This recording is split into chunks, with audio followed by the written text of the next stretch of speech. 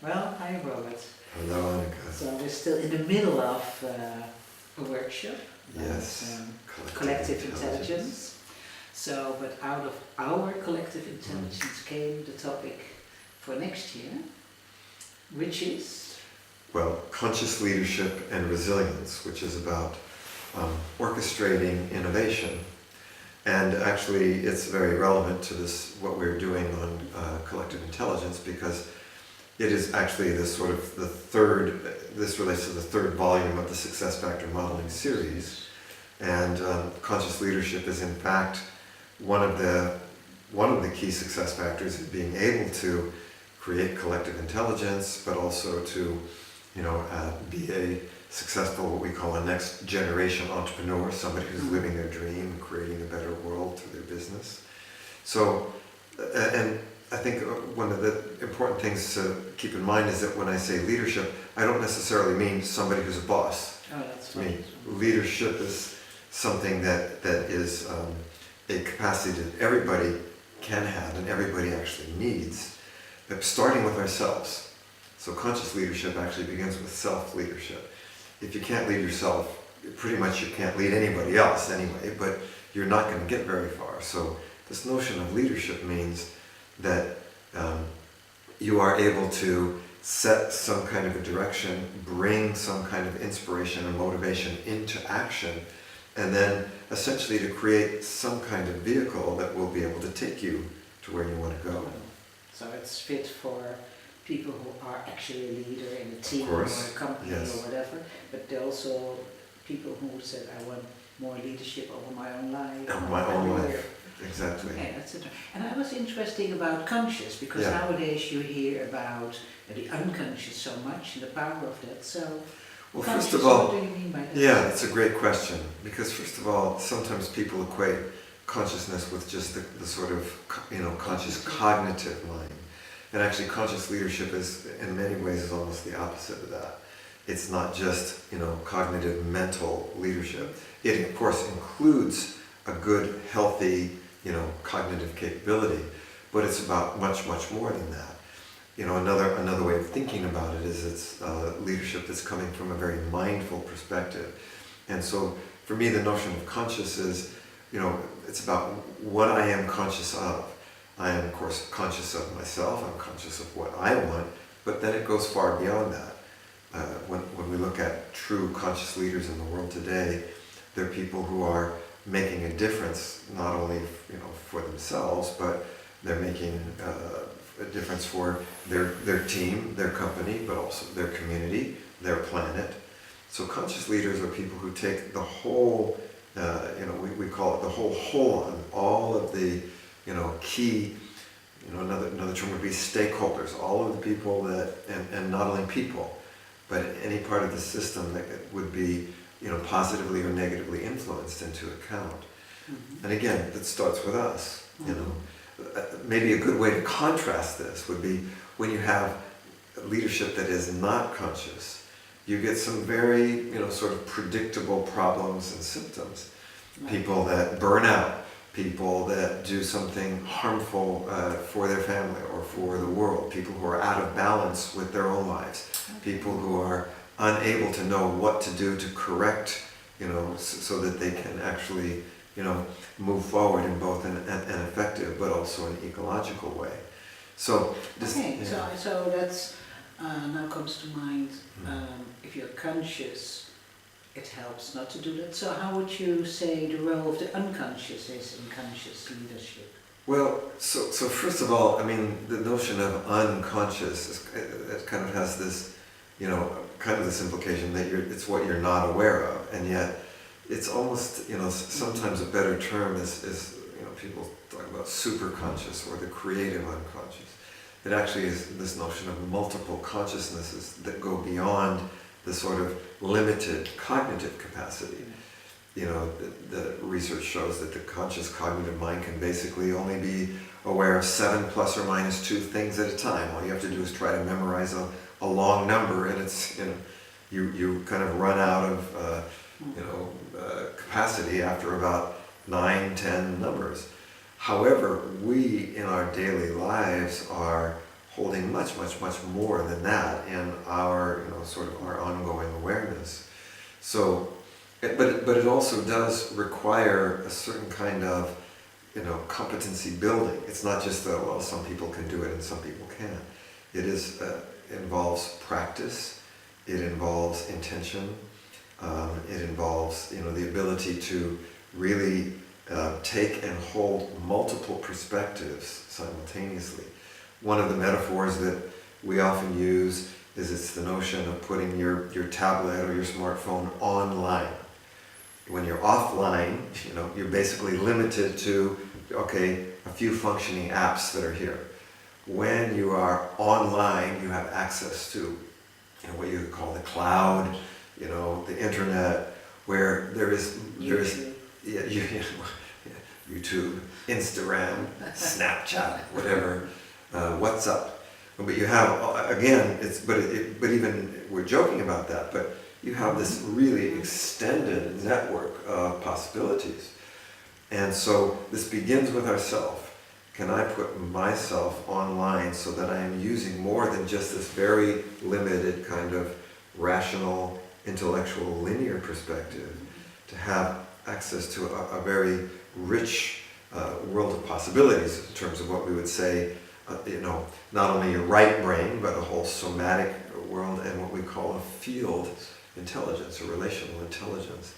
And, I think examples of, maybe there's no example of a perfectly conscious leader. It would be almost impossible. Mm. But you do have in a lot of the successful organizations today, you have more and more conscious leaders. I often like to talk about somebody like Elon Musk, who's the founder of Tesla and SpaceX and Solar City. So these are very successful companies, but their purpose was not just to make money. Their purpose was actually to make a positive difference in the world, and through that, if you can create value through that, then you can actually, have a successful business. Now, even there, somebody like Elon Musk, I would say doesn't manage everything fully, and he often has trouble. He's so focused on his business that there are, challenges in his personal relationships. So the goal of a truly fully conscious leader is somebody who is able to hold all of the different and important, let's say, ecosystems in mind at the same time. It's not to be idealistic.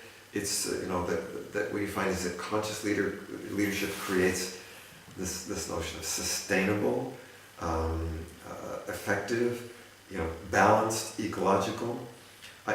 Again, another example of what it wouldn't be. I have a colleague who started a company in the UK with 7 other people, and this company grew very big.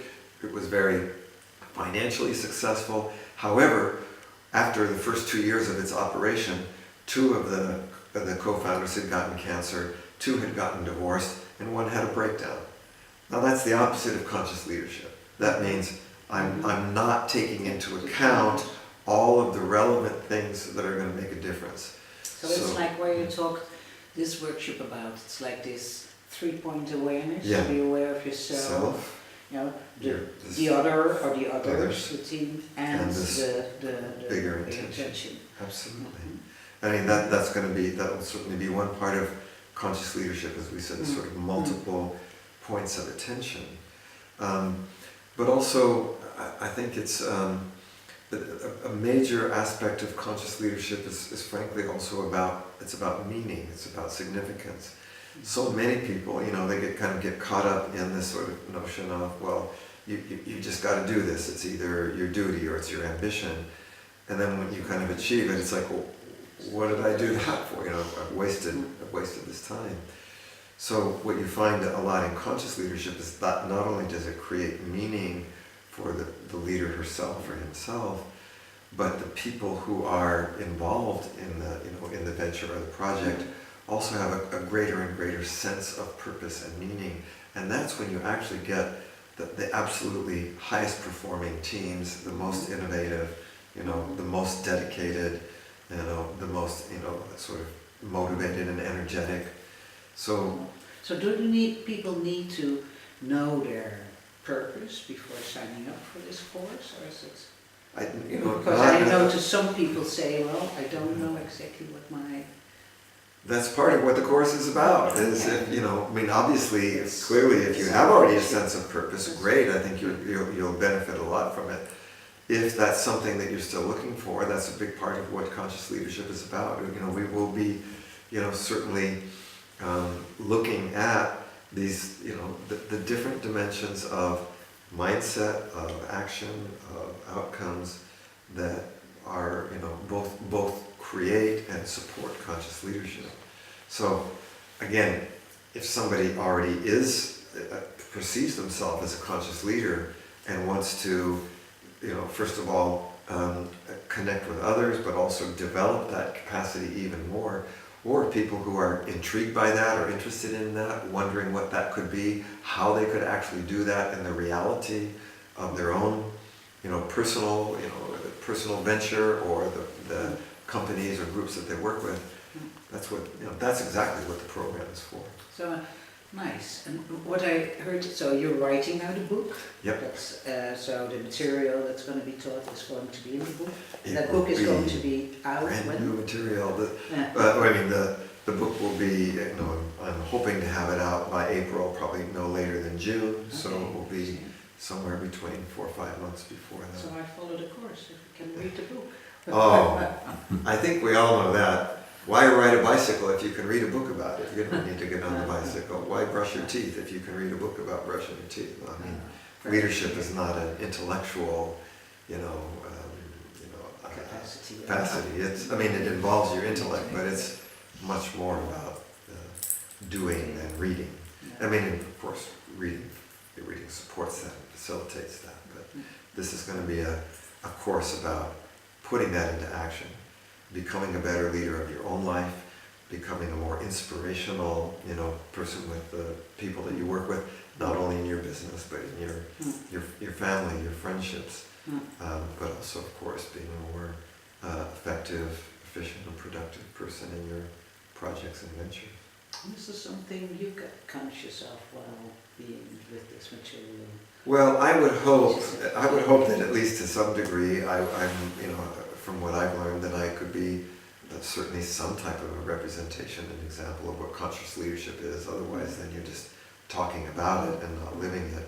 So I do think that conscious leadership, pretty much, everything that I teach is something that I wouldn't teach it unless I had personally, experienced it, done it for myself, benefited it, and know directly, those benefits, and shown those benefits in what I have created or done in my own life or my own work. So, I'm not saying that I am an example of perfect or great conscious leadership, but certainly it's something that I have practiced and brought more into my own life that has made a huge difference.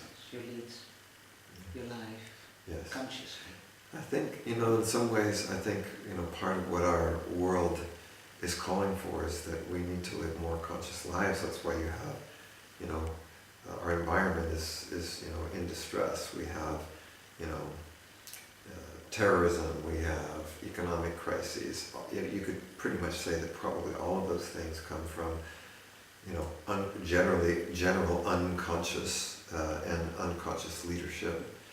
So, and again, which is different than what I'm saying is subconscious, or we need to use our creative unconscious as part of that. It's not just everything is I know it and I'm in control of everything. In fact, that's a big trap. It's more. Conscious leadership involves, making use or the resources of the creative unconscious, exactly. Collective unconscious. Collective, both. Yeah. It's a good distinction. It's both your own creative unconscious and a collective. This notion of a field intelligence. And again, all you have to do is look around at who are the most dynamic, profitable organizations today. Who are the leaders that are really making a positive difference in the world? You're going to see that they're going to be the more conscious leaders. Okay. All right, and even if you look to the past, look throughout history, who do we admire through the world as people who have made the greatest positive difference in the world? they were going to be conscious leaders. You know? They're not going to be the dictators. They're not going to be, the coercing person. They're the people who have that sense of, a sense of a clear, a bigger vision, a vision that's not just for only one segment of, the world or the population, but that's something that's bigger and that where everybody can benefit. So that's where it distinguishes from like situational leadership. Oh yeah. Because it's a broader view. Sure, situational leadership is clearly situational, which is already, by the time you get into a situation, you're into the details. So conscious leadership, of course, includes the details. It's not, that's also part of the consciousness. But I think it was the futurist Alvin Toffler said, you've really got to be aware of the big things so that when you do the little things, they line up in the right way. Otherwise, you're doing all these little things and you have no idea, what they're going to lead to. And so many times we get caught up in just the little things, or we only stick with the big things. And so conscious is also this alignment. It's of the self, the others. I think it is a kind of an inclusivity, and it's inclusive leadership where and just. So would there be a difference? Because I read about inclusive leadership or conscious leadership, or Well, I think conscious leaders are inclusive. I think there's probably also more than just that. If you attempt to be inclusive but you're not conscious, you can only include what you're aware of. So I think it's I think sounds very appealing. The things that I have been focusing on in the recent years of my own work are what are the things that I think are most important in the world, and that's why I say this sort of next generation entrepreneurship, collective intelligence, and generative collaboration. That's what we need. And I think this notion of conscious leadership and resilience, the ability to keep rebounding, the ability to keep coming back from challenges, from unexpected crises, etc. But this is where our world is really, these are the skills our world needs, and each person needs it. Obviously, people who are in leadership positions need it, but everybody needs it. Well then, everybody is welcome. Everybody's welcome. Okay, well thank We you. look forward to seeing everybody there. Well, people who go for conscious leadership. Yeah. Okay. Look forward to seeing you. Yes, me too.